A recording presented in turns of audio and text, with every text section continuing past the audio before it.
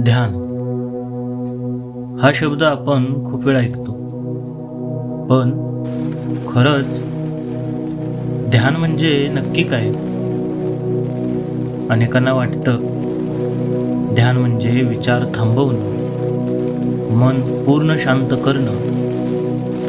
पण मनाला जबरदस्ती शांत करता येते का? आपण जितकं मनाला थांबवायचा प्रयत्न करतो, तितकंच ते जास्त पळत राहतं. दिवसभर आपण कुठे ना कुठे हरवलेलो असतो. कधी भूतकाळात, कधी भविष्याच्या भीतीत, तर कधी लोकांच्या अपेक्षांमध्ये. आणि या सगळ्या गोंधळात आपण स्वतःलाच विसरून जातो.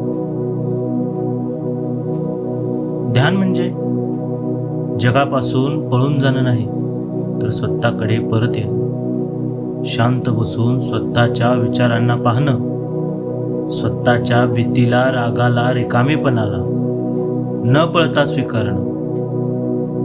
ध्यानात विचार बंद होत नाहीत, पण त्यांचा आवाज हळूहळू कमी व्हायला लागतो. आणि मग पहिल्यांदाच माणूस स्वतःला ऐकू लागतो. कदाचित शांतता बाहेर कुठेच नसते. आपण स्वतःपासून दूर गेलेलो असतो. आणि ज्या क्षणी स्वतःपासून पळणं थांबतं, त्या क्षणापासून ध्यान सुरू होतं.